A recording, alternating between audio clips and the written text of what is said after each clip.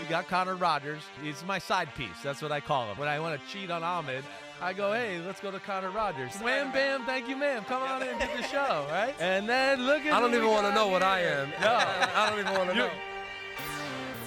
Oh, yeah, baby. What's up? What's Chris Simms Unbuttoned? We are here. It's Wednesday afternoon. Yo, yo, yo, yo, yo. I don't know. I messed up my own intro right there, but I'm going to just roll with it anyways. Ahmed Fareed is here. My man Devin McCourty is here today. Let's go. We brought him here today to piss or make the internet pissed off at him. It's his turn. I'm sick of everybody. The internet loves me. My list, so they're not going to love you after today. We're going to make sure there's like a bunch of teams that don't like you and fan bases. But hope everybody's good out there. Always good to have you, man. Thanks for joining the show. Appreciate it, man. Appreciate it. And I mean, it's going to be a defensive show today. You It's love a defense. Almost exclusively defensive show. Defense. Yeah, you do like when we switch it up every once in a while. Right. And do some defense here. Well, and I know everybody looks at like me and always thinks quarterback. I think you know me well enough on Sundays watching games. I tweeted on the way in. I was like, in your true heart of heart, you're like John Lynch. You would be John Lynch. Exactly. Safety. You'd be that type of player. That's Get some right. interceptions, knock your head off if you come across the middle. Like that's who Simms is. Okay, maybe. Right. Maybe. Right. I In don't the know mold if I of, in the mold of. Well, You you know. don't mean that. Did you play defense at all I in high did school? in high school a little bit, like on passing downs, right? But I was the golden child, so they didn't want to mess hurt me his up at arm. quarterback, Yeah. right? Yeah. But I did a little bit of that. But I respect that right I there. see it in you. I would be I a hitter. see it. I have a blockhead. It's made of concrete. I can hit people. That's Yeah. for sure. Use it as a weapon. Right? Cover, like man-to-man, no chance. your thing. Let me drop a zone, free. read Be the free. quarterback's eyes, and I know where he's going. That's the kind of player I was. Here's a little trivia for you. Okay, I'm Do ready. you know where the chant defense came from? Do you know where it came from? What team? What city? Chant what? Like defense. Defense. That chant? Like who invented defense? Defense. Defense, yeah. The G-Man. Okay. What is Yeah. that? The 1950s, How do we find it? Yeah, how do we know this is 1950s true? Giants. I do. Well, because I'm a historian. I'm a historian. All right, I'm gonna check and Yeah, you check look that at out. You know when Nine- someone tells you something and no one else knows? I so we know, gotta but believe it? you're gonna see in the 1950s. That's where it originated. It just kind of came out of nowhere. Sam Huff and the old Giants defense, and the crowd at Yankee Stadium started chanting that. Okay, so what I'm trying to tell you is, it's in my blood. Sounds true. I was in Sounds my true. blood. Okay, so let's see. The iconic defense chant, Right. where fans yell defense while holding up a cardboard D and a picket fence, originated in the 1950s at Yankee Stadium during a New York Giants football game. Oh, I told you. Wow. Yep, I told you. I'll that give you was credit it. on Thank that. you. I Okay. appreciate it. You know I know some of that You old do. stuff. What a like legacy. That. What a legacy. Yep. Defense. Iconic now. It is. Last time Connor was here Yeah. with you, Devin, too, and you called this the reverse Oreo. And so it's a little different this time. It you is. know? I It's was like I was trying to color come wheel. up with Have something something? there. Do you have something? I was trying to make HR uncomfortable to Yeah. start the show. That's why I butchered the yo because I was You were like, trying to think of something. I mean, Get you the messed reverse- it all up. Oh, I if don't- you were to it's combine a you two- tricolor Yeah, Oreo if you were to now. combine Yeah. you two, Yeah. this is the result. I think is how. It's you. You're the result. Exactly. It's like you I put like you in a it. machine, boom, here's the You output. put us two together, you get a browner type of cookie. Exactly. Okay, So that's what we'll go with. Okay, We'll I think like of a it. name for the machine. Very well done. No, so we got a lot to do with Devin. We're so excited here because we got you talking about some of your favorite defensive players in the meld of superlatives here. Their best man up corner, most reliable safety, someone who reminds you of you, the best pass rush duo. And so we're gonna make you rank dudes, as Chris said, and make the internet hate you because Yeah. that's what we do on this podcast. Chris ranks guys, and then the internet floods his mentions on Twitter and on Instagram as well. Well, I'm interested in a lot of things. First off, this guy, he's a recent historian. He's a gym rat, loves football, so I know he's going to have some different things here, and it's going to be well thought out. I'm excited for that for sure. And I know we're going to hit a few of the recent news stuff too, right? I want to hear my man's take on the Tush Push when we get to that a little bit. Okay. I want to also hear when we get to it about the Olympics and whether you'd play in the Oh. prime of your career. I'm going to ask you all that type That of is stuff. an interesting topic. All right, yeah, it is. It really is, It right? is. And I've been talking about it a lot on Pro Football Talk and all of that. But where we want to start, so right? To the we'll save that. defenses? That's called the deep tease. Well Yeah, done, Chris. right. There. Thanks. Let's start with your top 5 defenses, and we'll go in reverse order here with a little mystery here. But we want you to kind of look at, and so this is your top 5 defenses. You've come up with a list, and I want to know. It's like you can go by the stats, right? you yeah, can go that's by what I wanna do turnovers. You too. can go I'm by all getting- that stuff. right. But when you're evaluating defenses and putting together your ranking, what are the criteria you're looking? And these will be defenses, I think, going into the year. So for me, right outside the top 5, I have Buffalo. I think Buffalo's a team that they went in and invested into their defense. I'm not big on like projecting what draft picks will turn into. Right.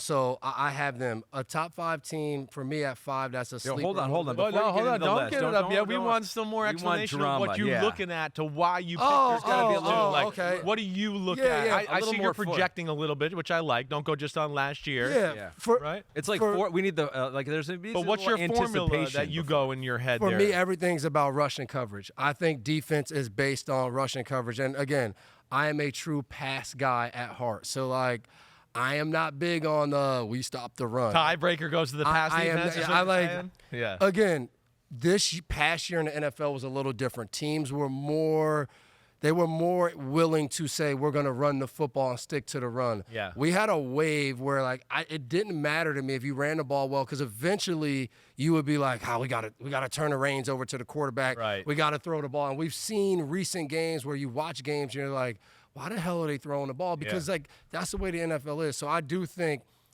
what is your coverage? Who do you have in your secondary? Can you defend? Can you stop the pass? And then who's rushing? How do we have that perfect marriage? Right. Because when we have a good marriage of rushing coverage, to me, over last year, the previous years, we've seen teams and we're like, that's a good defense. Minnesota, to me, last year, really good rush. The scheme, Grenard, Van Ginkel. Yeah.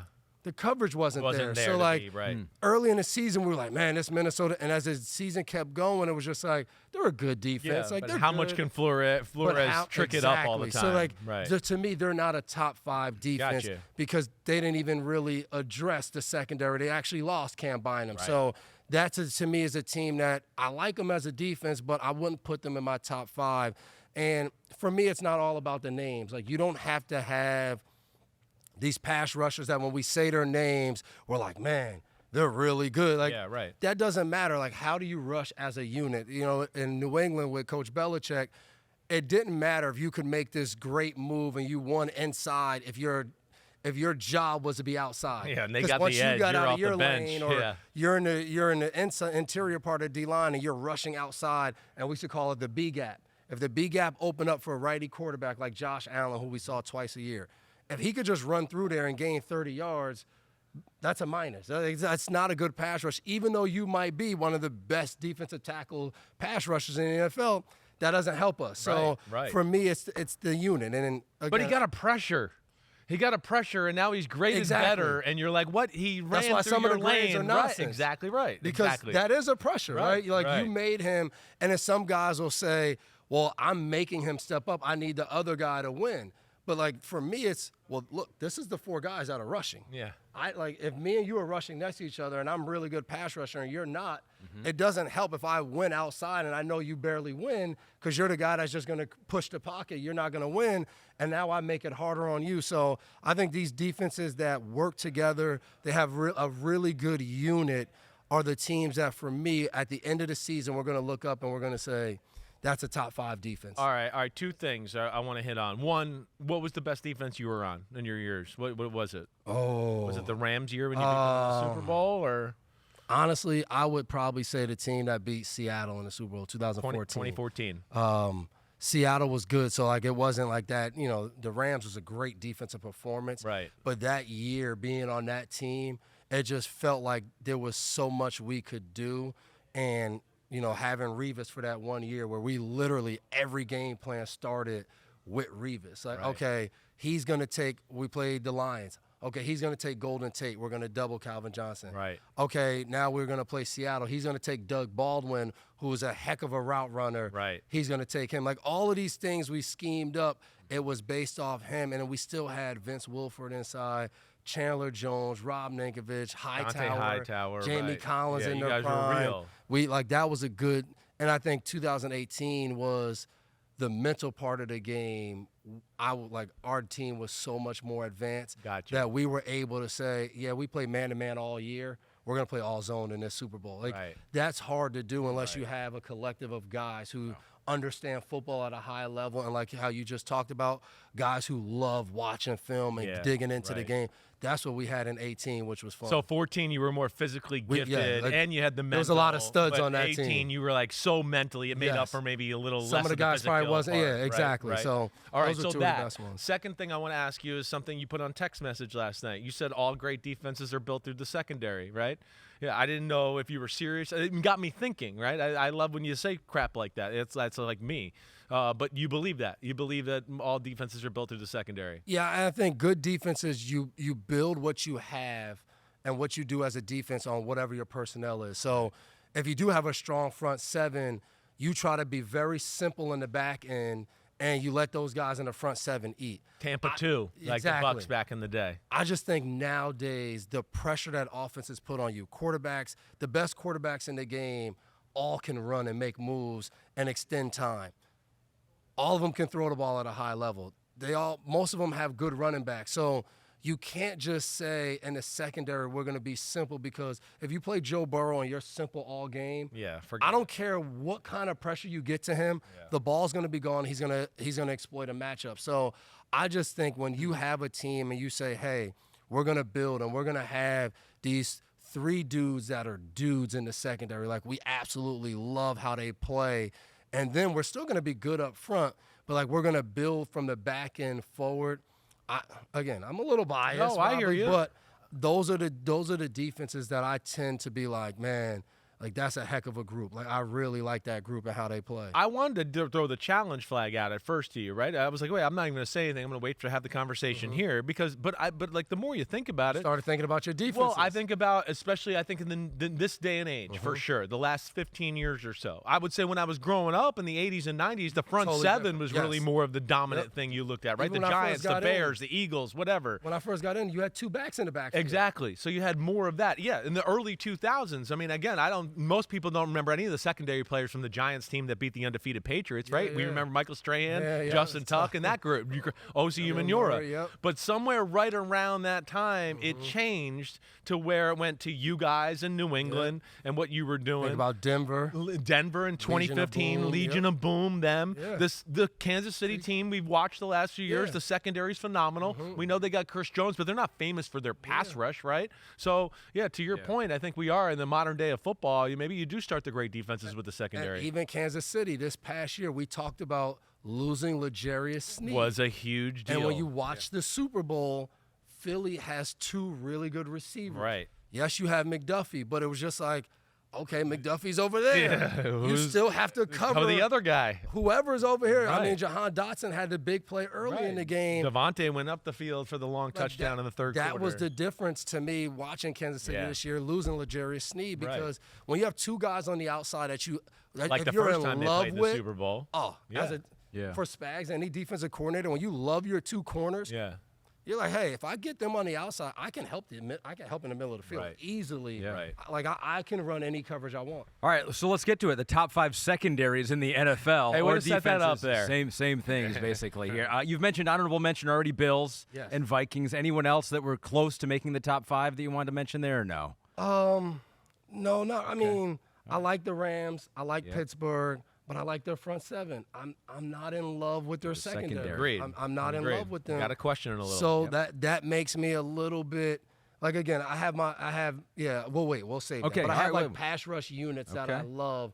But overall, like maybe their defenses I don't love that much. We'll get to those. All right. So this is why we had to make you wait, because I have to do this. Devin's top 5 defenses. We begin with number 5. Your number 5 top defense going into the 2025 NFL season. I am going with Seattle. Seattle is my top 5. And some people, they're going to look at it like Seattle, but I look at this. I look at Tariq Woolen. I look at Witherspoon. I look at Julian Love, what they added last year. And then I look at, what's the young guy's name that they Emenware from South Carolina Right. He doesn't have to go in and be like this amazing every down player. Yeah. If they can get out of him one role that Kyle Hamilton filled in Baltimore, like maybe it's just as a blitzer, and he does that. Like now you start to say, okay, like we have this secondary, and then you also you have Leonard Williams up front, and they're another unit in Seattle. Who's their pass rushers? All right, I could say some names. Like, oh yeah, let's go. As a unit, though, No, the I hear front you. seven You're is right. really good. Right. And I think Got this depth. year, exactly. Right, yeah. I think this year, Mike McDonald, another year there. I think they started to form into when they moved Kobe Bryant to free safety. Right. They start to form into what they wanted to do as a defense. Now, with Humor in there, I don't know if Witherspoon, we talked about this before, if Right. he gets to play in the slot as much. Yeah. That might differ a little bit, but I really like them at 5. I think they turn the corner a little bit as a defense. I like what you're saying. I right can there get at behind 5. that. I can get behind it. I don't think we can. There's no doubt. I've talked to Mike McDonald personally about it. He did the defense. That's a complicated defense. Yes. It takes a minute for that to everybody on that side of the ball to understand all the checks, the coverage checks, the formation checks, all of that. So I think there's been that. And then, like you said, yeah, there might be no marquee guy on that front seven, but damn, there's a lot of good. I mean, damn, first off, DeMarcus Lawrence is there, which he's been a marquee, and maybe this rejuvenates him. We know Leonard Williams a baller. All right, my Texas guy, Byron Murphy, he came out of the womb swole, right? I think this year is the year he becomes a difference maker. Uchenna Nwosu is a damn good player that, yeah, it might not be 14 sacks, but it's always around 7, 8, 10, right around there. So I can get behind what you're saying there totally. And, yeah, we talked a lot last year how much we like their secondary. Yes. And it's even better this year. And when you watch them, to me, like when I first watched them this past year, there were a lot of guys on their defense that I didn't know by number. And I'm watching, and I'm pulling up the depth chart. And I'm like, man, who is this guy? Dang, who is Derek Hall? I'm like, he's making plays. From like Auburn, they have right. a lot of different guys that when you turn on the film, they're just flying around the field making plays. And that's what I always think of. Like we talked about it, my favorite defense. 2014, we played Seattle in that Super Bowl. The first play of the game, every defensive player is on the film. It's an outside run play, and everybody gets to the ball because, like, when you watch that as an offense, as a defense, and you see everybody Definitely. get to the ball carrier, it's a gang tackle, and everybody's either right by the pile or they jump on the pile. Like, you're like, ooh, this defense loves playing together. They play with an energy, and it's infectious. So I think Seattle can be a top 5 defense this year. Yeah, And I like mentality. it. Yeah, so it's a little more of a projection because last year they were 25th or so in rush yards per play given up, but they were top 10 in the passing defense. And So I would bet you at the end another of the year in the their system. stats were different if you Probably just true. bottled up the last Probably 5 true. or 6 games for sure when they started to kind of turn the corner there.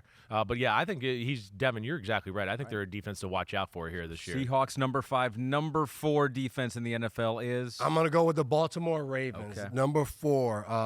I think for Baltimore, similar to Seattle last year of great front seven. You couldn't run the ball against Baltimore. You could throw the ball for 400 yards against Baltimore early in the year, but by the end of the year when they got to the playoff times and different things like that, even losing to Buffalo in the playoffs wasn't because of their defense. Definitely Their not. defense, I mean, they played awesome in that game all over, but what I love about them is, again, when you look at their defense up front, yes, you have Madubuike. Madubuike, to me, is different. He's a stud. right. But Kyle Van Noy, he's going to get mad. But he's an old guy. Yeah. He's an old guy. Right. But he knows how to rush. He knows how to run games. He knows how to do He's different that salty things. veteran. I'm going to Exactly. rub on him with you, too, so he gets pissed at me, Yeah, too. yeah. Because Whenever I call him old, he goes, I'm experienced. You're always Yeah, experienced. it's the same thing. He's just walking somewhere earthing right now. Yeah, knowing right? him, Mr. Kyle Van Noy. But it's him. It's Owe. And then a guy that people don't talk, Travis Jones, when you ask other players, is a stud in the middle as a defensive tackle. Stud. I think Nate Wiggins becomes a even better player this year. Right. He's going to have to be out there playing. Now they got to find out. Marlon Humphrey's going to be the guy outside. They were better when he bumped inside and Kyle Hamilton stayed outside. What I was crushed about was Darius Williams getting hurt in the offseason. Killed me too, I man. thought he played Right. really well. Yeah. Now, Malachi Starks is a stud. Like, Right. he's going to – what I don't like is when a rookie has to step in and has to be the guy. But I think he's that type of guy. Guys coming from Georgia, the defense they played in the last few years, he can do that. But I think Kyle Hamilton's one of those all-world players, one of the best defensive players. So I think they're going to just continue to do what they did last year, losing Mike McDonald and, having to replace him. And you get it.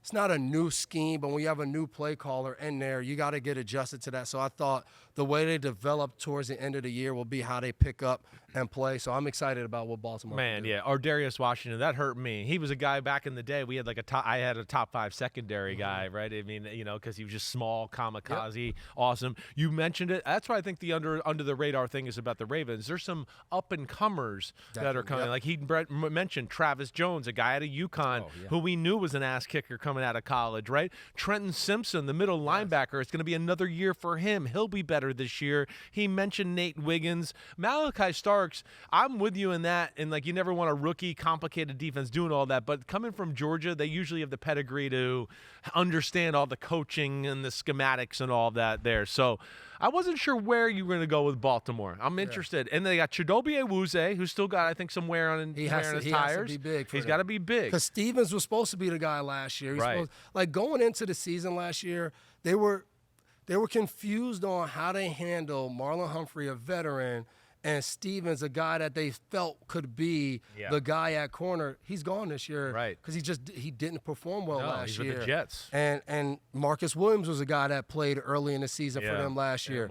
They moved on from him, a veteran player that didn't play well on a big contract. So I think they answered some questions throughout the season last year that now you got to go in and you got to perform to that level because the pressure's going to be on. This is another team. You bring in Hopkins, you're going to say, hey, we want to be a Super Bowl They should have been in the team. Super Bowl the last 2 years. Exactly. I mean, we've gotten into the January the last 2 seasons, and Baltimore's been the best team in the AFC. They blew it against Buffalo. They, listen, they didn't play their best day. I'm not going to say they blew it against Kansas City the year before that, but they were the better team. There's no doubt about that. And icing on the top, they got the steal of the draft in the second round, maybe, with the kid Mike Green at a Marshall, the pass rusher. Yes, you think of him. He contributes to them, too, to where they can just rush 4 and start getting pressure that way. Watch out for Baltimore. We got an icing on the top and a wear on the tires. Damn. Both in that breakdown. Damn. Of the Baltimore Ravens. Did I say both of those there, right there? UT Madden said to us, Ravens got to be in the top 5 for sure. Secondary only got better, adding Malachi Starks. Pass rush got more dynamic with Mike Green. Existing studs, Roquan, Humphrey, Matabike, Hamilton. So basically the same stuff you guys were saying, DC, Zach, or will feast in his second season. So UT Madden is on board. So right now Twitter's loving me. Twitter's loving you for right kind now. of. These were pre-questions, though, so we don't know the reaction yet. Yeah. But the Seahawks and Ravens to start off a defensive list, I mean, those are 2 teams you think of both conferences. You think defense first, oddly enough, right? Well, here we go. Does it go downhill here? We've made it to the top 3. The top your 3 is number easy. 3. Your Top number 3 3 easy. defense in the NFL going into the 2025 season is the Houston Texans. And if you get mad because your team's at 3 and not 2 or 1, like, I don't care. Like, you're top 3, you're elite. I mean, look at him. He's sounding like me now over here. this. Top 3. Defending himself before he even I'm finished just the saying, list. top 3. We just talked about Georgia. Kwame Lassiter last year comes in as a rookie, plays awesome because when you play opposite of a guy who's going to be an all-pro player and Derek Stingley Jr., the pressure's on. Like, you got to perform because every pass is coming your way.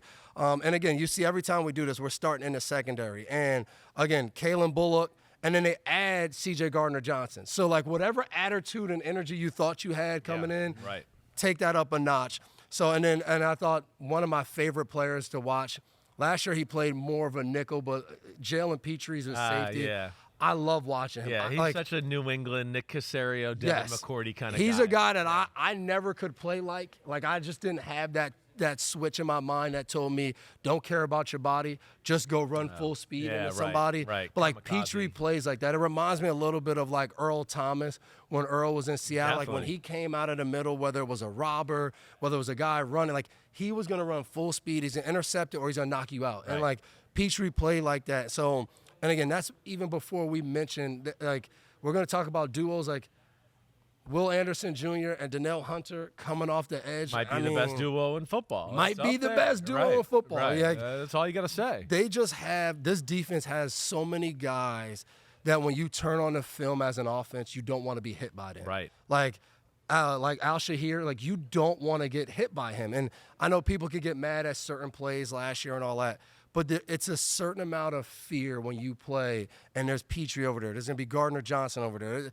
Like, these guys, they're just animals. And there's one guy, Christian Harris, the year before he got hurt. You don't have to tell me. I know. I mean, he was looking like he's going to be Fred Warner. it's a hard time for him to get on the field last year with To'o out there. Like, he was banged up at a little, linebacker. yeah. They add EJ Speed. They add to him. Like I know. You have a lot of guys. You still have Donnell Autry.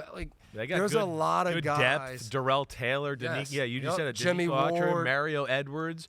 I would argue, and I don't know if you would agree with this or not, I would say in the front seven, it might be the fastest front seven in football. Yes. I think when you talk about those linebackers, the safety play and the edge guys, man, they can fly around the field. Smaller, faster guys right. that'll hit you. Right. Yep. I mean, it's a 49ers-like attitude when the 49ers were in their prime on defense. That's what D'Amico's brought. Like, it's a bunch of kamikaze, psycho dudes. Al Shazier is that way. I'm with you in the Christian Harris thing. I mean, I've loved Christian Harris from the get-go, but I don't know what happens with him because Tio Toto, right, is a damn good player too, and he's fast as well. And then, sometimes when guys get hurt, right, after you're back for a full year, that year you come back might not be awesome. Right. What we see is that next year we're like, now that's the guy we remember seeing. Right, So right. that might be for him coming back this year. I mean, you could make an argument that last year, Houston, they had a down year, right? It wasn't quite what they expected offensively, and C.J. Stroud taking a step back, and I think that overshadowed how good they were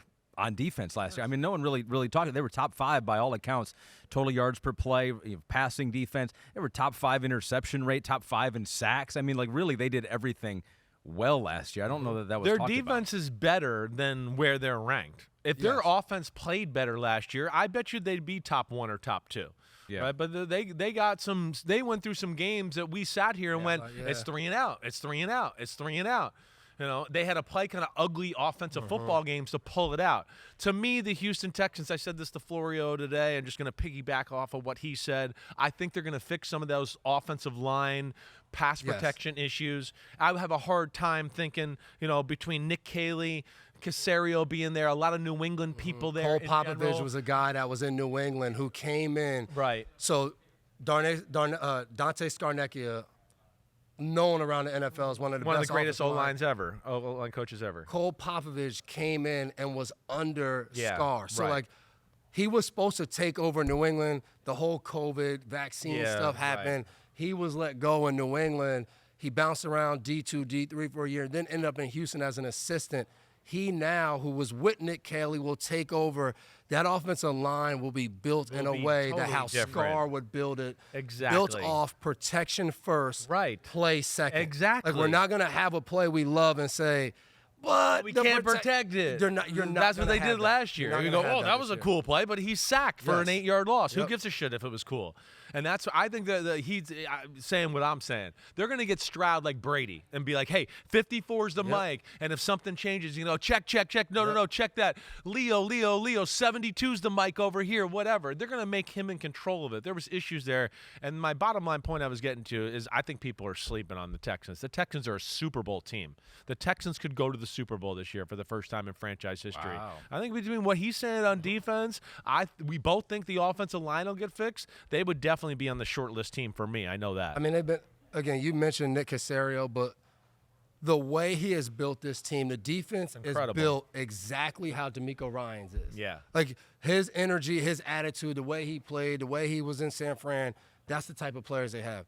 Now I think the offense starts to be built a little bit like what you just said, what New England had. It's not going to be about a guy. It's not going to be about just get the ball to Nico Collins or run the ball. Like, it's going to be, if you do this, we'll beat you this way. You do that, we'll beat you. Like, they're going to be able to be very multiple and doing different things. Like, Nick Caley came from New England, went with McVay last year for 2 years in the Rams. Like, that's kind of what you want as an offense, to get all of those different things and blend it together. It should be fun to see in Houston. So I think you're wrong. I think you are going to get some hate for having them number 3. I think the way you talk about it, I think you're going to be the number 1 team out there. Number 1 defense. Number 3 for you going into the 2025 season. We're down to the top 2. Your number 2 defense is? Yeah, like, how could you get mad at Houston? Number 2 is going to be the Philadelphia Eagles. Like, we saw what they did in the Super Bowl. Awesome guys, what they did as a team. Talent everywhere. Like, this is the team where you just have so much talent. And, again, it doesn't mean you don't have good coaching.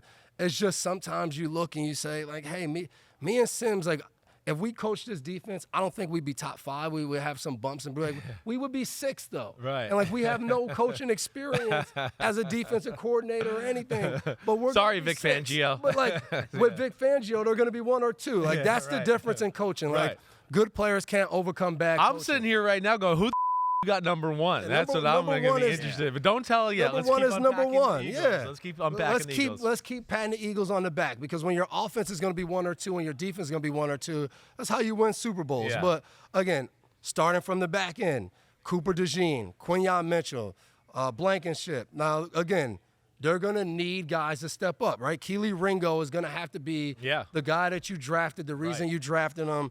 And I love Sidney Brown, because Sidney Brown's Chase Brown, twins. Yeah, twin. He's another guy in the middle, smart. But we talked about this. Yeah. Andrew, say his last name. Makuba. This is my mofo from right Texas. here. Like, Yeah. if there's a draft pick that came out and you right. said, hey, who's a draft pick that, like, when you watch him, you feel like, hey, you're watching a little bit of yourself? It's him. Like, when I watched him at Texas, being in the middle, roaming, flying out of the secondary, making tackles, like got some coverage skills all over. Right. So I do it again. He's not gonna have to step up and be the guy right away. Like, I think Sidney Brown, but Sidney Brown, like, when he's in there and he's the starter during training camp and all that, he better be on, because I think this guy and Philadelphia, Vic Fangio, it's not an overly complicated defense when you come in and you got to learn it. You just got to be a baller to play in this defense. You got to be a stud. And I think he's going to be a guy that can do that. And then keeping Zach Bond, Jalen Carter, like, what's better with them? Their front seven or the secondary, in your opinion? Because this is one where it's like both are pretty top notch. And it's the front seven is all because, like, any duo's good with Jalen Carter. Exactly. Like, no matter who you name, that's hard, man, to pick. Right? Yeah, because you're the secondary. I'm with you. I love it too. They're young, so they haven't maybe reached their potential. You can say a lot about that with the front seven too, but I don't think either one of us will argue that Jalen Carter is top 2 or 3 defensive player in football. Right? He's unbelievable. I mean, if not one. I mean, he's that kind of guy right there. And for Philly, like, you watched the Super Bowl last year, and then you're like, oh yeah, Jelix Hunt, who's that? Oh wow, he's incredible. Like, good player throughout the year, but it's something different when guys play big in the biggest game of the year. The confidence you now go into the next season with is different. And, like, they have those guys. And who knows, maybe Bryce Huff finds his footing. If he gives him something, and then, again, everybody talked about Jahed Campbell coming in. Like, if he's able to play at any type of level, that just makes you even better. And then hopefully we see where Nakobe Dean is coming in, because I thought he was a guy that played better as the season went on and ended up being, I think, that guy they could count on, that middle linebacker. But this defense just has no holes. They have 0 holes. No holes. I know, like, Ahmed brings up they lost some players, but I want to Williams I don't really give a shit. They got replacements for all of Bond. them. I thought that was hit big. I mean, Bond was probably the biggest one. And then you got a rookie who's going to be ready to play right away. And this, if his shoulder's good. Yeah, exactly. And then also on top of that, I'll be interested to see what they do with him too, because we kind of talked about in the pre-draft process when we broke him down, his first step off the edge was comparable to Abdul Carter. It was one of the best first steps there was. He's going to get used in some capacity out there, but watch out for them. So now imagine as an offense, crazy. right? Yeah. You take the field. You're going to have Nolan Smith out there, Zach Bond. You put Campbell out there. Who's going, like in New England, we used to say, when we go out there on third down, who's going to be where? Right. Like, if the offense doesn't know who's going to line up where, you know how hard that is? One moment you're on the edge. Hey, this guy, he's the edge. Hey, this guy's the mic. Then they flip-flop. Are they still the edge? I know. Like, that's what's tough, especially with the damn new pressure. numbers, too, and everybody wearing 3 and 0, and you're like, what the hell? I can't keep track of everybody here. All right, so that was number 2. That's number 2. All right, wow. so I mean, Philadelphia, he made you guys number 2. Yeah, just so you know. Look at. Oh, they can take offense to that. Oh, well, I mean, we got cursed out in Philadelphia last year for no reason. Wait for like, it we're now. in the end zone just trying to do our job with Football Night in America. First, they started cursing him out. I was like a bystander standing too close to him. So then I had to talk about how many Super Bowls I had, and that's not fun when you got to do that. Right. No, they started on me, and they're like, all right, we've abused you enough, and then they started on him. And I got the F-bomb. I'm just standing here. Well, this is what you had the gall to call them a super team outside of maybe their quarterback, and now you've had the gall to call them the number 2 defense. So in How the NFL, dare you. so they are going to go all over you. So all right, that leaves one. They'll be okay when I say my number 1. It's Okay, well we'll see. the Denver Broncos. Ooh. Did you like Denver's defense last year? You know I did. Okay, I loved it. you liked them. Yeah. Then I tell you they get Dre Greenlaw. Yeah. and Hufanga. Right. Like, you add two guys from San Francisco's defense who, when they now again, they have to be out there for Denver. I get that point of it. Right. But when they were out there for San Francisco, we were like, man, San Francisco, this might be the best defense. Like, a lot of that had to do with the way these two guys played. So, for me, like, I just watched him, and I'm just like, man, like, this is a really good unit coming back. And then, again, starts in the back end. Patrick Surtain in the second. Maybe to the me, best corner. Best corner in football. Right. If not the best, you need to have two corners on the field. Yeah. He's definitely one of the two corners you're going to have on the field. And then the pass rush with Cooper, Benito, Allen in the middle. They just have so many different guys that can play. Fast guys at linebacker and Singleton, and those guys will run with Greenlaw. But, again, I think Riley Moss is a guy that got a lot of credit last year. I thought that T. Higgins, he has to recover from that. As a corner, you say, hey, short-term memory, all that. When somebody goes out there and they do what T. Higgins did to him in that game. And he had just gotten back from injury, so hopefully he can tell himself that. And then they add Barron from Texas to go along with McMillan, who was a really good slot corner. So they'll figure out how to play that. Yeah, I'm interested in how they play that out, really. We were both the guys last year with Mike Sanderstrill coming from Michigan, right? Who we both, when we talked about top corners, were like, he's more of just a nickel, so I don't want to put him there. You fast forward to Washington last year, I think they wanted to play him in the slot, but he has to play outside. And he played damn really well good, outside at corner. Yeah. So, like, I'm hesitant to just say Barron's a nickel. He can't play outside. Like, I don't know. I think your defense determines what guys can do, how you're going to play them. So I think for Denver now, you look up and you have four corners that you love and trust. That's a good feeling. Definitely. He can do everything, Barron. Exactly. He can do it all. Right. Again, to me, when you pick top three defenses, any given day, those three can be phenomenal. Yeah. I'm going Denver. If somebody says, hey, I think they should be 2 and Philly should be 1. Yeah, you're not going to be all right, too cool. mad at it. You whatever you want to say. This is my 1, though. Right. I think Denver is a team. They're going to play. I think they're going to play a little bit to their defense as well. Offensively, they're not going to try to put them in bad positions. They're going to do – Sean Payton's going to control that. Hey, if we're in a position it's 3rd and 15 and the ball's at the minus 30, hey, we're going to try to get 7 or 8 yards, punt the ball, play good defense. Like, it's going to line up for them to play good defense as well. Yeah.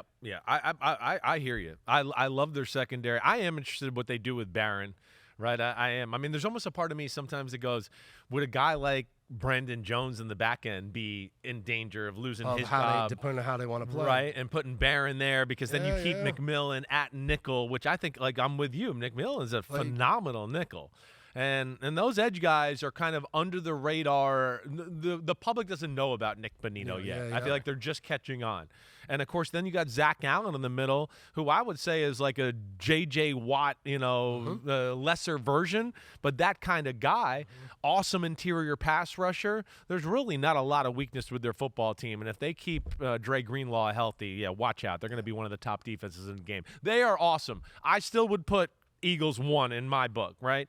But I think his top 3 are the top 3. I'm with you there. All right, I'll do Houston 1. I would have put Houston 1 after the way Houston? You guys talked about him. He's just saying that to start. Yeah, he's just starting to start. Well, I think the other one going here. that is interesting that's omitted is just I was wondering if he'd have the Chiefs, right? That was the one I wasn't sure. I thought the Jets, Chiefs or Jets. Jets were so the Jets certainly. Jets was so rough last year. Yeah, like it didn't click. So.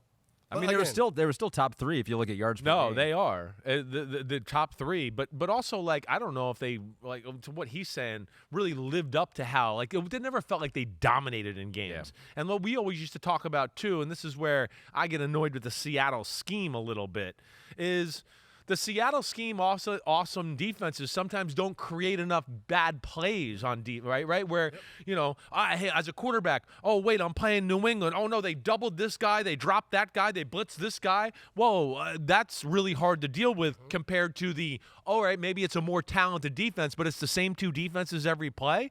You're just not going to make as much bad stuff happen. That's, to me, where they miss out a little bit compared to some other defenses. For me with the Jets all right, we didn't play as well as we wanted to. For me personally, in their secondary, I thought, like, DJ Reed, Sauce Gardner, like, that's where you're starting off. All right, so we lose DJ Reed, who I'm a fan of. I think DJ Reed. We bring in Brandon Stevens, who had a really rough year in Baltimore. And they're going to play more man. We didn't upgrade that position. I don't think so. You know what I mean? I don't think so, right. All right. We bring in Andre Sisco, who I think's a good player. is that going to be the answer with him and Tony Adams to be like, all right, we love, like, I just don't know. You There's don't know. some There's too question many marks for unknowns me. there. Okay. Quentin Williams, to me, is a game wrecker. Right.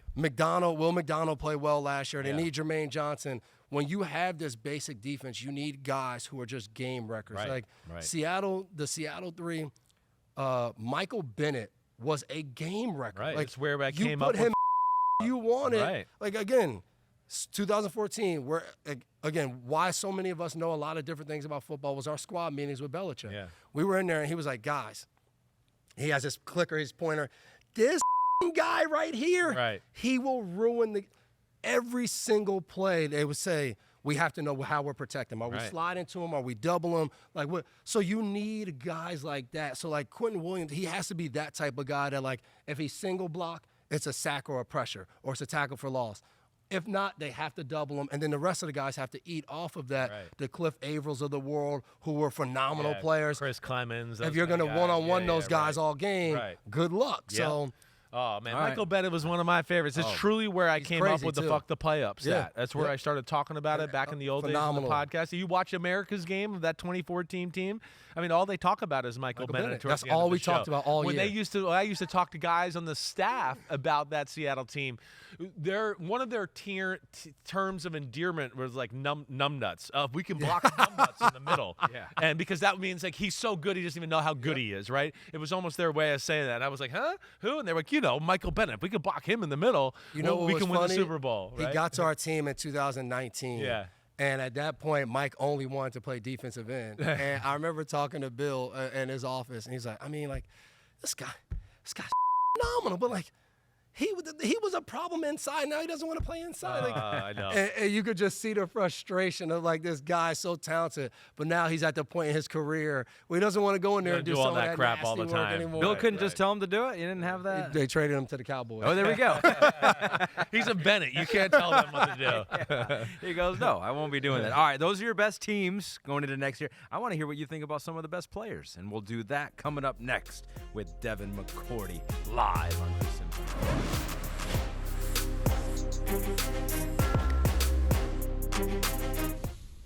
DraftKings has the odds for who will win Defensive Player of the Year. Devin McCourty with us here. Who do you think it will be, and why will it be Aiden Hutchinson? Is that Who's the crazy? favorite? I would vote Jalen Carter right now. Just based off the odds. Sheesh. Yes, that's one of the best value bets there is. I'm with you there. It's just everybody cares about sack numbers. I So know. like the top guys why should we gotta have change high that. sack numbers. This But is where yeah, we gotta I get agree. This F the play up stat, disruption stat, something has to be there. The D tackles get too screwed over in this conversation.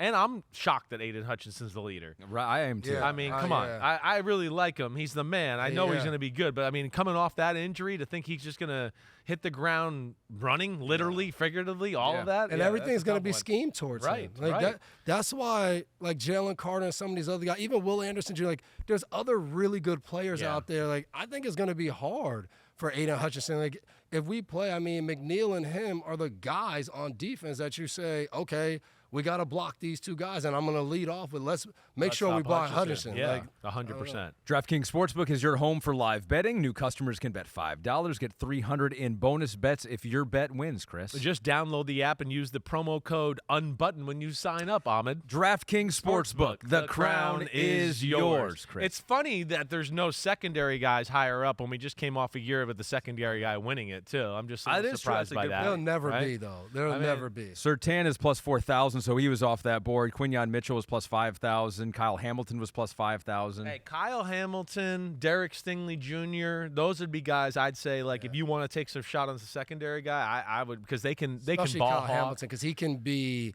Yeah, six sacks, interceptions. Yes, 7 sacks. Like he can Right, have a stat right. line like that. TFLs, maybe 90 to 100 tackle. Like he can have that kind of season. Christian Gonzalez plus 5,000 with the Patriots. Don't there. start flirting him with his Patriot players. Man-to-man corner. So here, let's do it. Yeah, let's do it. Let's do it. So Gonzalez is definitely we got in the there. superlatives here, and we go a little rapid fire here. But you've done a number of different best man up corner, most reliable safety, a number of things here. So let's just start with that. Let's go best man up corner in your mind right now in the NFL. All right. So Gonzalez, you're coming up, but I'm not gonna go off Patrick Surtain. It's Patrick Surtain. He's the guy. Like there's no getting around it. He's the number one guy.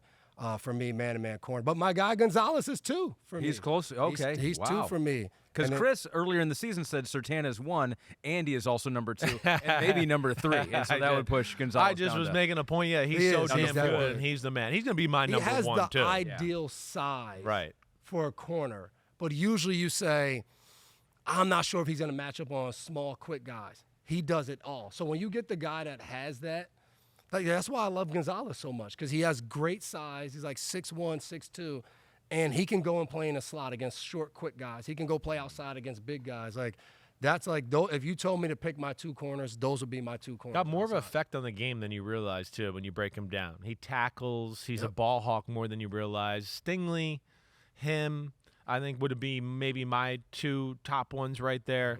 And then, who I do love, Trent McDuffie. Trent McDuffie My would be 4 another says one. Surtain, Gonzalez, Stingley, and McDuffie. Oddly enough, I just want to, because I want to move along because he's got things to do here, too. Sauce Gardner, not on either one of the first 3 or 4 names mentioned out of our mouths right there. I do love Sauce Gardner, Yeah. but if you say strictly Man to man, man-to-man, exactly right. to me it falls in the same boat of like Richard Sherman. Right. I'm taking Richard Sherman as a corner any day. But if you say, hey, we got to play man-to-man every snap, there's other guys that I would take over him. Right. most valuable position on a football field on the defensive side of it. If you would have a man-up corner who can do the things that Surtain can do over a edge guy like a Aiden Hutchinson or a Miles Garrett. Because to me, the edge guys, if you play the right team, they're going to chip the edge guy, put a tight end there. They're going to, like, when we played the Chargers and they had Melvin Ingram and Joey Bosa, they're on the sideline mic'd up saying, he keeps throwing the ball in 2 seconds. Like, you don't have an impact. Yeah. The corner, like, if I take my top corner and you name any of these top receivers and he can go cover him, like, that changes the game. Or he can cover one guy, I can double somebody else. It changes everything. Most reliable safety in the NFL right now. This was a hard one. Yeah, because there's too many versions of a safety right now. Exactly. I picked my favorite guy is Kyle Hamilton. Yeah, shocker. Because of everything he can do. Then, like, Derwin James is a guy. I think Antoine Winfield Jr. has a recovery year, coming back healthy. But, like, I also have the 2 old heads that any day they show up and play as Minka Fitzpatrick and Buda Baker. Of, like, 2 guys that are old guys. Right. So, like, when you say reliable, I first think old. Yeah. So, like, those are guys that came. But, like, if you're saying I'm picking one guy that can do everything and I can rely on him at any point, it's Kyle Hamilton for me. Brian Branch would be one that we okay, didn't bring up that I would just throw out there as a guy that I love watching. His feel, his instincts can kind of do a little bit of everything, like you said. I don't know if he's a safety, a nickel, whatever the hell you want to call him. He's awesome in the back end there, right? He would be one that I would throw. That's throw the my best name duo behind. of football to me at safety. Him and Kirby. Right. Best That's duo pretty of damn football. special. It's like they know backyard football and how to play, but yet they know how to play the right way. They're just too. so They in got it sync. all. Yep. Right. Safety who reminds you of you outside of Andrew Makuba. Okay, so top tier elite 2 guys. So, like, in my best year, I would have been like these guys, Xavier McKinney and Kirby Joseph. And then day to day, like, I think similar to me, Cam Bynum. Cam Bynum. Cam Okay. Bynum. All right. Kirby Joseph was the one that kind of came to my mind when I saw Kirby it on Joseph the rundown. was the first guy that came to my mind. Right. Yep. And then he's like, you were incredibly instinctive. I don't know if he could cover as good as you, maybe. Right? What do you He doesn't think? get asked. He as doesn't much. ask to, Like, right? And that's what's tough about safety too, because like some of the people you talk about, you go, then this safety gets put in a lot of tough positions all the time, right? Sometimes I think about that with Minka and the way they play, and they're like the grades aren't going to look as good as they are actually. He does every hard thing that Pittsburgh needs him to do. Right. They say like, and New England was kind of like that. Like, I played with Patrick Chung. If they had a really good tight end, Chung was going to cover him the whole game. Any other of the things that we had to do, then I had to go to. We're like, Bill was like, all right, if you're going to be one of our best players, and the hard things, you got to go do those things. Like, that's how. And I do. I think Minka Fitzpatrick is definitely that. All right, we only have you for like 1 more minute here. I want to ask you about the Tush Push and your thoughts. That's staying in the game for at least another year. I think the Tush Push should be in the game. I have no problem with teams saying, let's get it out. Like, when I was in New England, we ran to, like, this guy's legal, not legal. Oh, we got the gosh. Ravens with that it. bullshit ass And everyone play. was so mad. And it was just like, but, like, what did we do? Like, we went by the rule book. And I know, what did they say, in good nature or whatever? Like, no, the rule book says you can do it. We did it. It worked. The spirit of the rule. Spirit of the rule. Whatever Right, that means. right. Like, I don't know what that means. It means you don't line up like all over the place and nobody knows what formation it is. If you turn on college football, you see somebody do something, you're like, damn, that's tough. Like, how are they going to figure it out? We figured out in practice when they did it, hey, check cover 2. And we changed it. They couldn't figure it out. So what did they do that offseason? Get this thrown out. So the tush push, you can't stop it, get it thrown out. All right, it doesn't work. So what do I think teams need to do? What Belichick would have done? Live tush push reps. I think in training camp, we would have been out there. For one, we would have signed some guys to the 90-man roster that fit like what the tush push was able. So like, who's a guy that maybe can't play center for you but has a low center of gravity, like a Jason You want a bunch Kelsey. of Liam McNeils or something like that or whatever. How can we get guys on the offensive line who could give us the best look? They might not make the team, but they're going to serve for this purpose in training camp, the tush push. Then we're going to take our defensive guys who we think will be out there, line them up, and like we used to do live goal line in training camp. We're not going to do live goal line. We're going to do live 3 to 4 reps of live tush push and figure out what we need to do and then try to stop it. And I think that's what teams have to do. Like, you're not going to see this play get thrown out until you stop it. The Wildcat was the same way. The Wildcat, year after year, you have to see it. And then teams, all right, we got to do this. Every offseason, teams would put in different things. You stopped it. You don't see anybody do Wildcat anymore. Like, nobody does it. I get it. Guys like Lamar Jackson are kind of wild, but like nobody does that anymore because it stopped. So, again, I think the tush push should be in there. I don't think we should just ban every good play. But I do agree. If I'm a defense each year, I'm gonna you got to do something to try to stop it. You got to defend it. You can't take it away. It's worse than even what you're talking about with your example of like the Patriots, because you guys just broke that out for that game, right? This is something that's a staple for them, right? This is like, damn, we're watching every game. We're watching this. All right, one last thing, because I know you got a meeting with all the NBC executives, and screw them, they can wait. Okay, that's what I'm. Simms said that, not Especially me. you Simms right over there. There's one of them. Some of us want to keep our job. Pete's getting fired, but well, yep, Pete's getting fired. At least that's one. Simms will make sure you get hired back. but I do want your take on the Olympics, right? You're a guy that I know is obsessed with winning in the NFL. You wanted Super Bowls. You wanted to be in the Hall of Fame. You're obsessed with that. One of the highest paid safeties ever in history of football. Would you risk going to play the Olympics? You can't go play in the Olympics. Okay. You just can't. Like, guys freshly retired, like, I mean, even guys that have been retired a little bit, like, I'll take Tom Brady going out there and throwing the ball in the Olympics, but like to sit here and say, and the first thing everybody thinks of are wide receivers. To sit here and say, we're going to go out there with Justin Jefferson, Jamar Chase, and like Tyreek Hill in the Olympics. I mean, what about this is training camp. We're in the middle of training camp, and you're going to. Are they going to put it on the line against other teams in a big moment in the flag football game and the gold medal match, right? No, I don't know. To me, like, you gotta say, hey, when can my career end?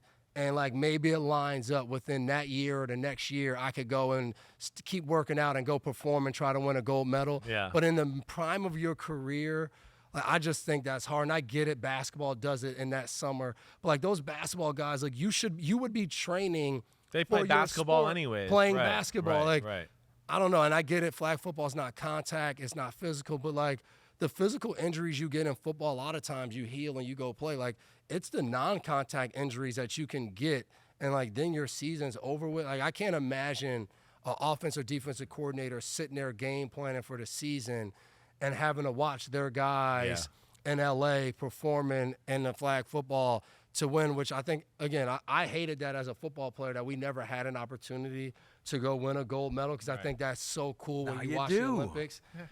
But I don't know if you want to do that while you're playing. Like, you only have but so much time to maximize to compete that at the high level. Exactly. That's hard to do. I agree with you there. But I don't. That's going to be hard to do too, because I don't think the NFL wants to send out the DeAndre Hopkins of the world right at the end of their career, just to use his name as an example. You won't get to wear this sweatshirt. The interesting thing is, if you are a guy who's like a backup, but you're like a good player, do you try to go like some of the backup quarterbacks that are really good, or you're a rotational not a pass rush guy, but a rotational like wide receiver where like you're not maybe the top 2, but you're like a really good number 3 guy, like an up-and-coming guy like Jamison Williams. Like, do you say, you know what, I'm going to go play in the Olympics. I'll come back in shape, ready to go to hit the ground running. Not Jameson. I mean, I'm trying to think of guys that kind of fit that. Like a number 3 or 4 Yeah, where you on can the go, team. Yeah, right. Maybe a young guy where there's a lot Right. of upside for you to be good, but maybe you're behind. I some even guys. throw out a name like Kyler Murray. And Kyler Murray is not a lower, but it's like, is he going to win an MVP? Is he going to win a Super Bowl? I don't know about those things. Could he be the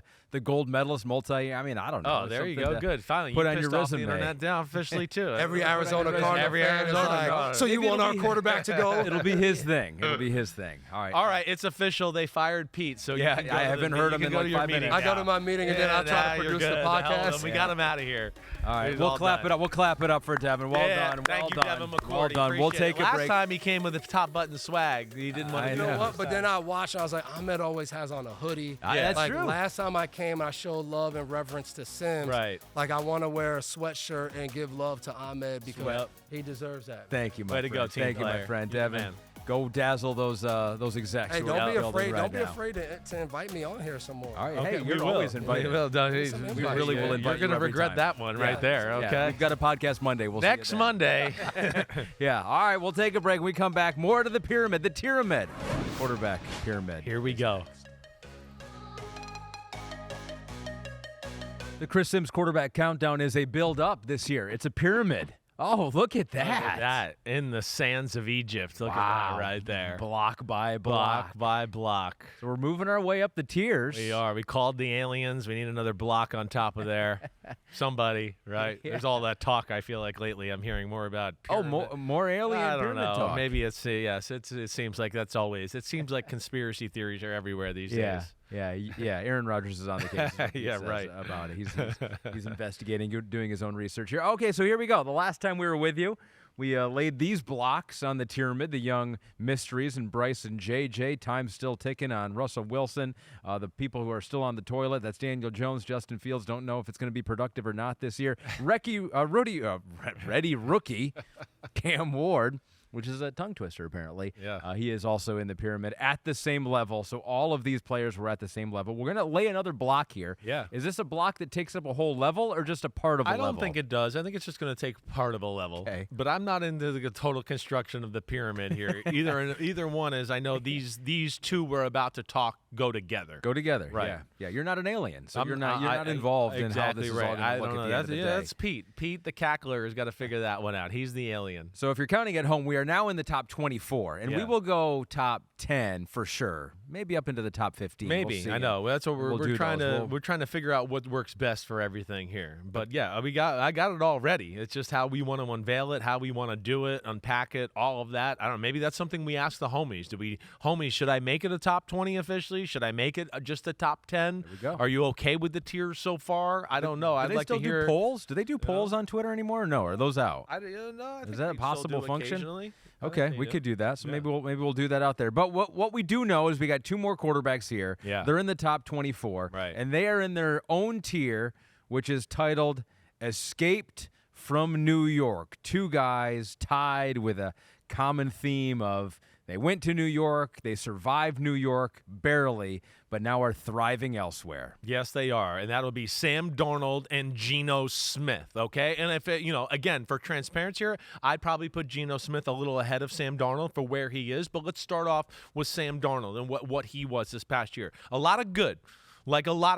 Season started off really on a really high note. I mean, he was firing, throwing the ball all over the field, and you went, wow, wow, wow, wow. They got off to a 5-0 start, right? But then you started to see some flaws. Saw some flaws when they had their first loss after the bye to the Lions. The Rams game, they lose that one. Hey, struggles against the Jacksonville Jaguars down there in Jacksonville a few weeks after that, right? And so let's get into all the good and the bad. All right, so first off, the good is, and I've always said this about Sam Darnold, it's an incredibly quick release. I feel like this is like you could copy this from every year we've had a quarterback ranking. Incredibly quick release, really gifted intermediate to short thrower of the football, right? Because he can get it out so quick and he's pretty accurate within that, and he's got more power on his arm than I think he gets credit for. It's not like a, oh my gosh, wow arm, right? But he's always been good there. And Kevin O'Connell did a good job of finding ways to get him to capitalize on those type of throws. This year, I will say, he got better at deep ball throwing. That was one thing I said in years past where I went, hey, 10, 12, 8, 14, he's a machine. He's great. That's awesome. But whenever it's like, whoa, there's 25, there's 30, whoa, there's a post route for 50, that was always like, he could be a little better there, right? He took advantage of a lot that was there this year in that department. So that all improved as well. I feel like a lot of the things that I'm going to talk about negatively with Sam Darnold, because we're still in a little bit of the unknown phase of the career, is like experience. It's experience related. Early in the year, he hit those struggles I talked about when he lost to the Rams and the Lions and looked like crap against Jacksonville. Was a period of time, and then the year's long, so you go through different little stretches. He was so spoiled by Kevin O'Connell, the offense, early in the year. The first guy was open so much that when he got to that part of the year, teams started to go, wait, this is how they're attacking, right? You get into tendencies. You get to start to know how O'Connell's calling plays, how Darnold's playing. Those first reads weren't like, open every time like they were the first few weeks. And he had an adjustment period there where it was like, dude, come on, get off the first read. Kevin O'Connell can't make the first guy wide open every time. We got to move off of that, right? After that Jacksonville game, it started to correct itself.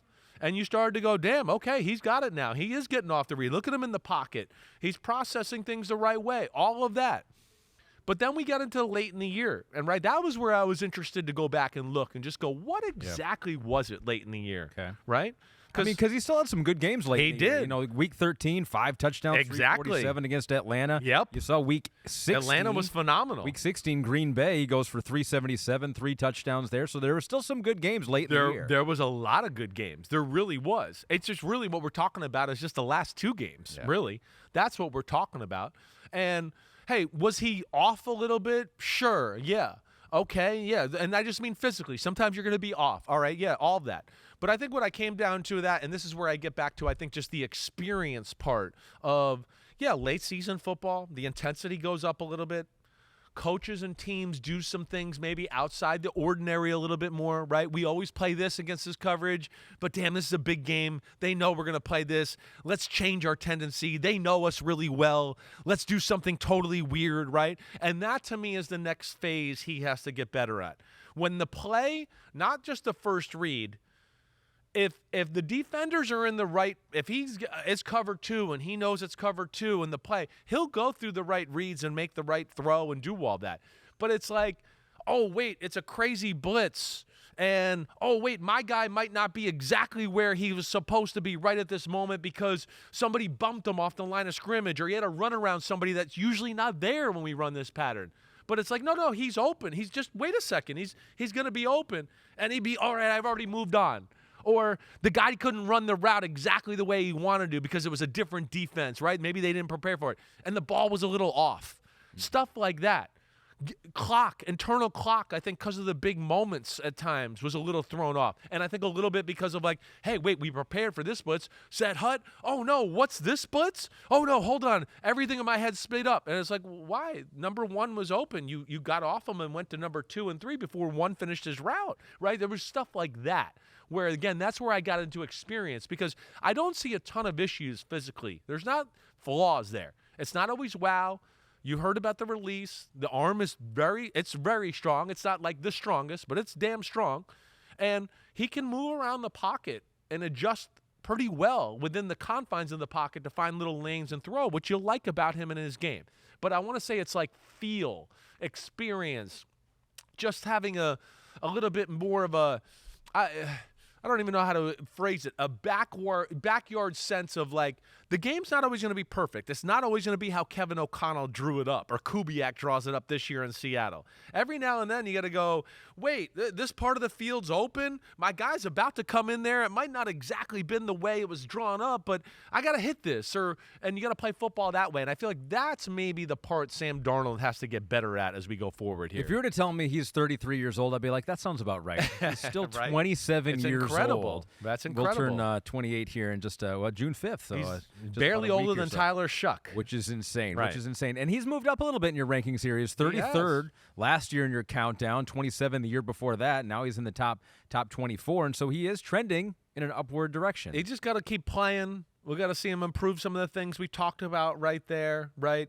There is like moments of, I don't know what the defense is, the pocket's collapsing, and I just throw it into a group of people, right? A little too much where you're like, wait, you can't do that. You can't just like, oh, I thought this guy's been open all year when I get to the third read. You can't just go 1-2, hey, number 3's always open, and just throw it unconsciously, right? So there was some of that as well. I think at times, but I think more with him than anything just goes experience with some team and support around him. I expect them to get better, and I think probably ultimately he's going to fit the way they're going to play offense even more with the Seattle Seahawks and Kubiak as compared to O'Connell. And that's where I'm excited for it, and I do expect him to still play pretty high-level football. It's not going to look like it did last year. Last year was a special year, and that's a special coach, and they had some talent there. They got some new moving parts there in Seattle, and they're going to be learning a new offense. But I still think Sam Darnold clearly a starting quarterback in the NFL and still room to grow as a player. I think we have some video of him throwing to Jackson Smith and Jigba. He's got Cooper Kupp over there now. Marquez Valdez-Scantling is there. And exactly. So some intriguing weapons for sure. Definitely. And that's a definitely that 13-yard gain. Going to be more of a you're going to be more of a Shanahan style of offense where you're going to see play action, get the ball out of your hands quick, guys flying over the middle, where that's where he thrives. And he's going to be able to do that, put pace on the ball, let these guys run after the catch. This is why they went and got him.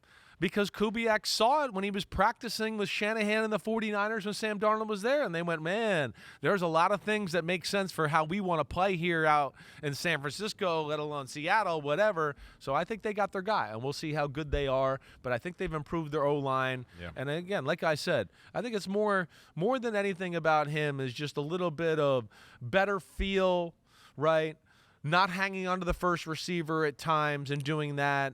And maybe even being more accepting of a negative play at times instead of just going, wait, I'm just going to throw it in this area so I don't get sacked or something negative doesn't happen that way. So as I mentioned, trending up in your rankings, Escape from New York, but Geno Smith also in this tier, trending down a bit in your rankings. So he was 19th last year for you. He was 15th the year before. So this is a little bit lower than that. It's hard. This is a hard one. He's a hard one.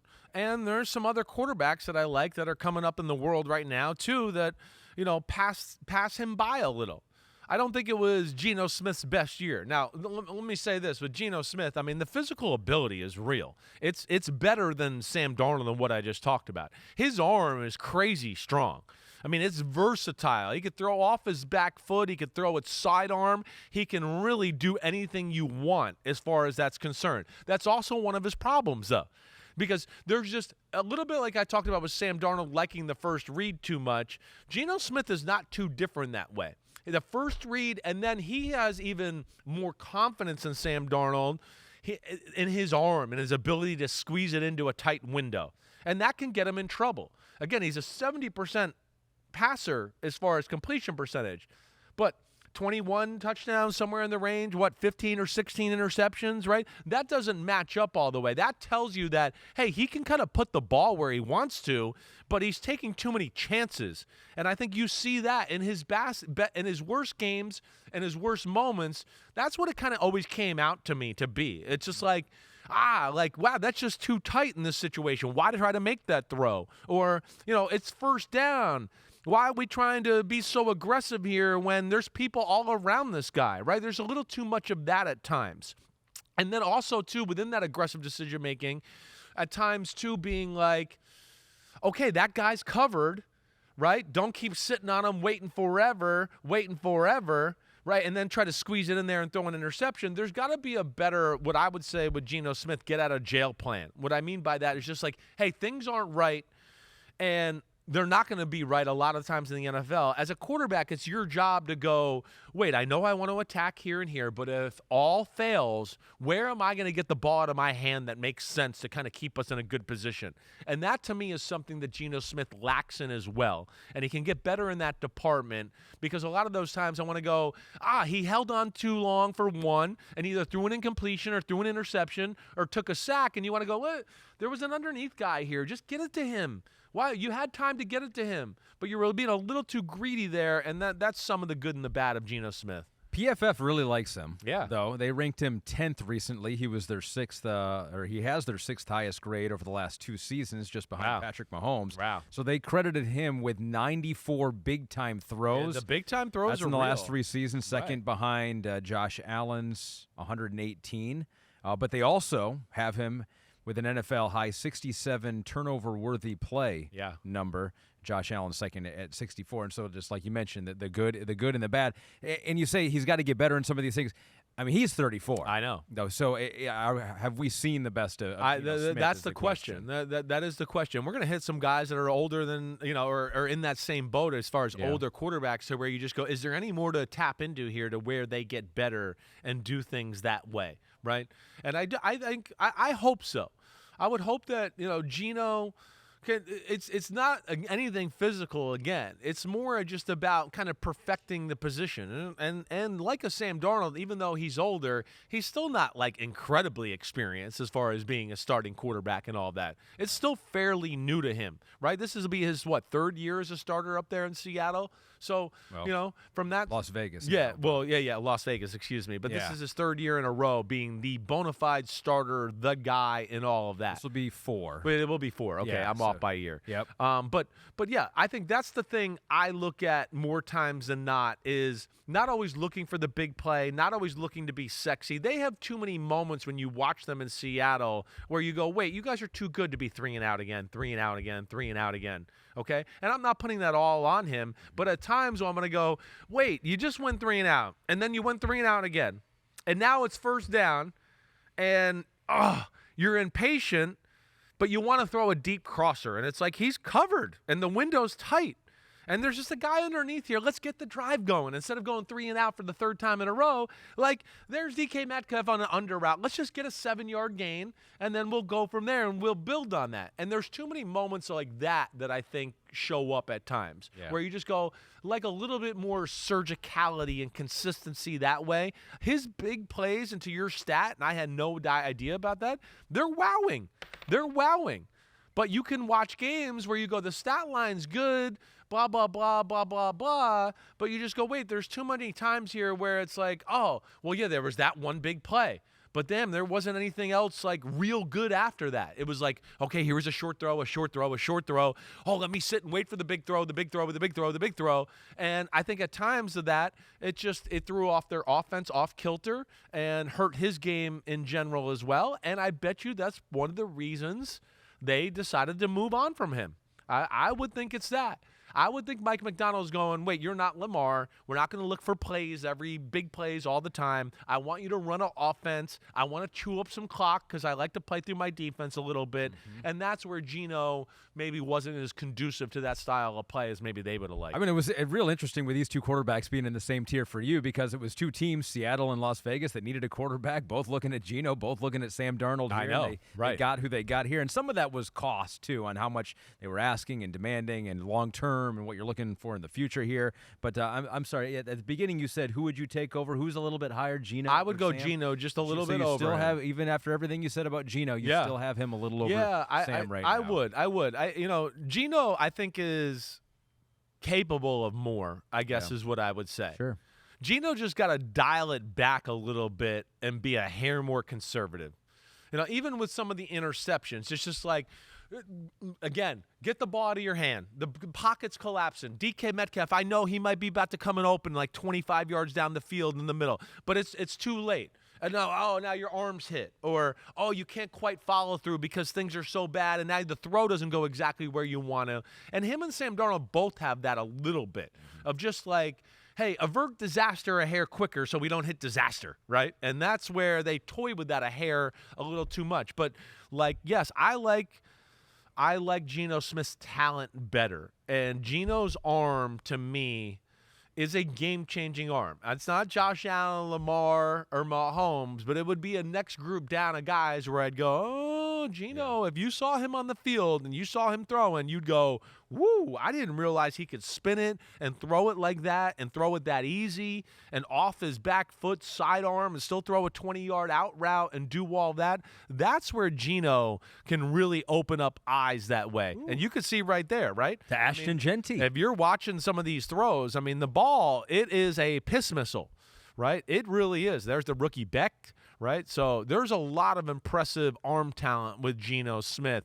Now it's just, I think, nuance, polish, keeping the team in great positions and Are they playing going to run it that some way. option, too? Chip Kelly there? Yeah, they're going to bring out everything, I'm sure. Geno moves well. Sam Darnold moves well. They move better than they realize. We might not think of them as scramblers and doing all of that, but they can run. They can get first downs. Geno could probably become better at scrambling, moving in the pocket, and then making throws. If you wanted me to say an area he could be pushed in, that would be another area where I think there's more to untap there.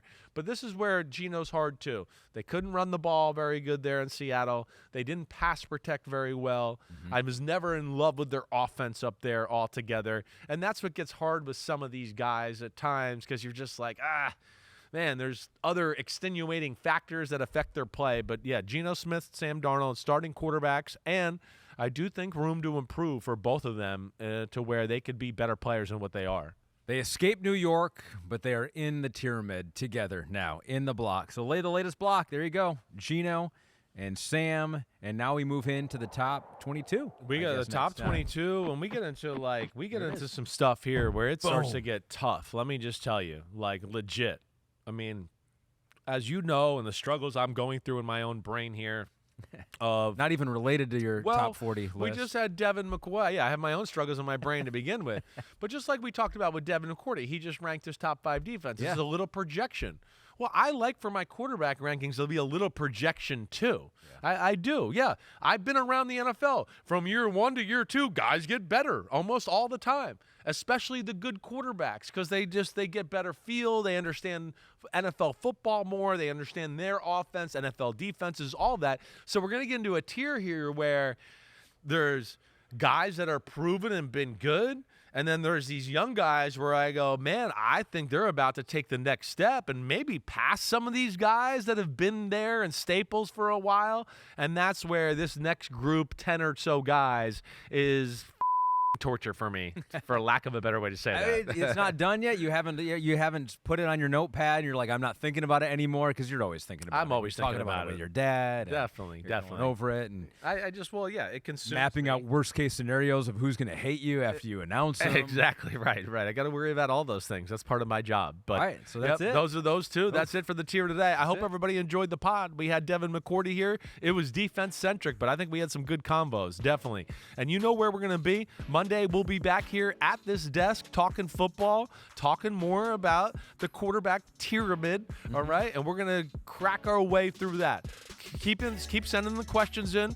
Anything I've talked about quarterback-wise you want to challenge, you want to ask me about, please send them in. Let me know. Anything Devin talked about, send them in. Let him know. We'll try to answer to the best of our ability. Maybe we'll text him and ask him for an answer. We'll see how it goes. But, Ahmed, thanks for showing up today in your Team USA gear. That was really important to me. And the red pants. I was like, Devin's red here. Pants, matching Team USA stuff to go on top of it. Really incredible performance by you. Thanks for driving the ship as always. All right, homies, be good. Peace out. Enjoy the week. Enjoy the weekend. Be safe. We'll see you Monday. Clap it up.